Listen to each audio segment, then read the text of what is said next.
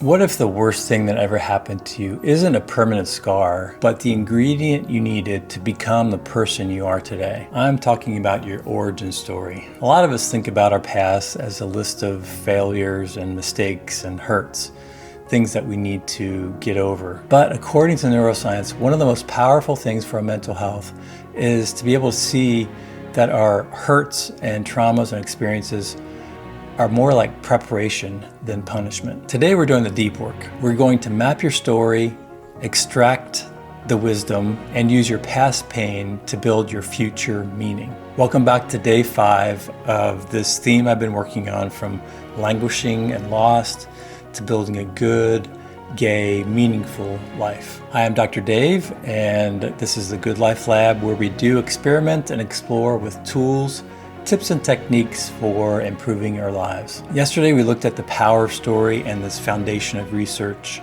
that supports story and understanding it for yourself and its impact on mental health. Today we're getting personal. We're going to zoom in on your story, your origin story, and break it up into segments, into chapters, and begin to look at some of the highs, the hurts, and those elixirs that I mentioned. As usual, I'll give you some research to support what I'm talking about.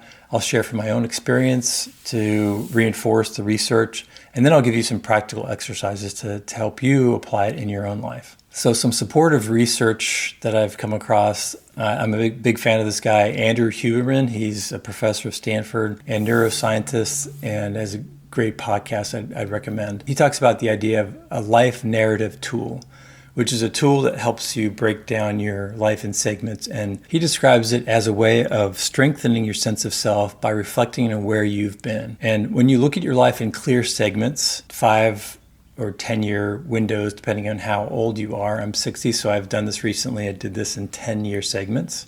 But if you're in your 30s, you might do it in 3 to 5-year segments. If you can do that, your brain starts to organize memories into a coherent map. You begin to notice not only what happened, but how you adapted what you learned and who you became through it. So there's a number of benefits, based on research, to looking at your life in this way, looking at your origin story and breaking it up into segments. Here are a few. It helps you see patterns in your life more clearly, helps you understand how you've grown and changed over time. It helps you reframe your self-narrative in a more coherent and often more positive way. And it can also help you gain perspective on your current situation within the broader context of your origin story.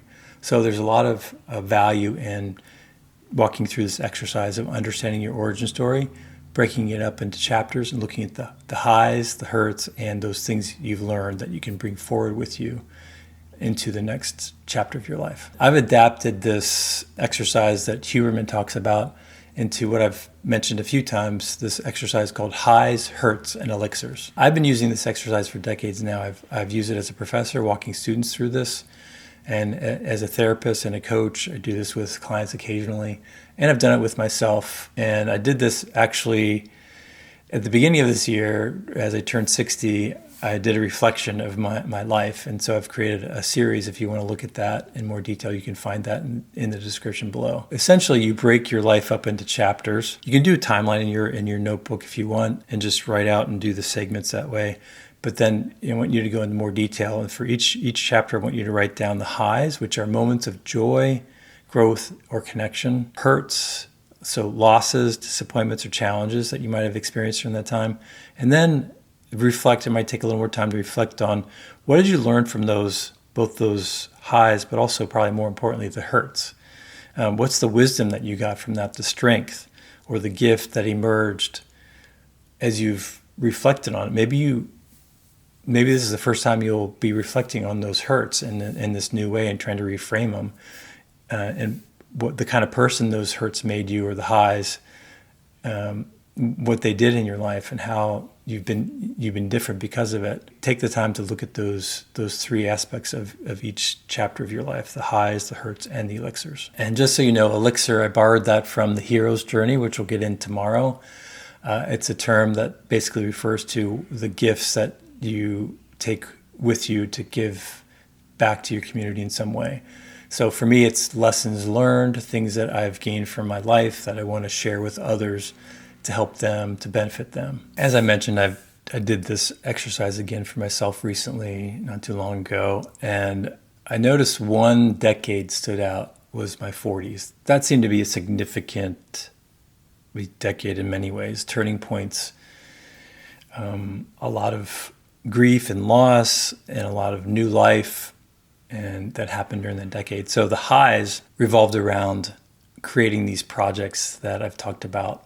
The year I lived, so I was able to travel around the world which started out as 1 year, but really turned into 2 years, to give back in service to communities in Africa, to then also go on to find my partner as I did this other project, Project 46.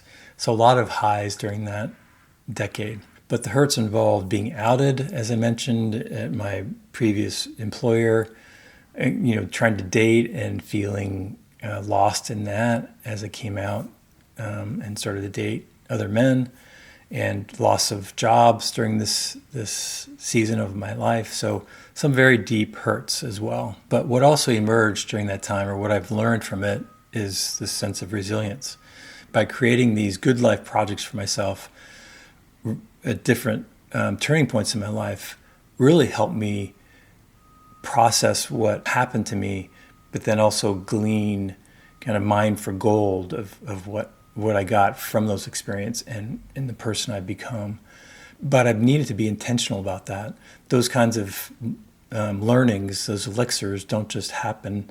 They often take intentionality and reflecting on what those experiences meant to you and how they shaped you, but then also how you can reframe them for your service in the future. Often the painful experiences that happened to me became a threshold moment that I had to push through. They became a call to adventure, to something greater. They pushed me to greater authenticity, community, and a deeper sense of calling to something else in my life. These hurts, these turning points in my life where I created projects around these experiences to help me process what was going on and to move into something greater and better, eventually turned into this GLPS system, this good life positioning system, and the compass. So you can see this connection between, if you take the time to reflect on what happened to you, you can see how it can evolve into something that could become your calling in life. When you trace your own highs and hurts and elixirs, you'll see the patterns that start to emerge, the themes that are common throughout your life, and maybe clues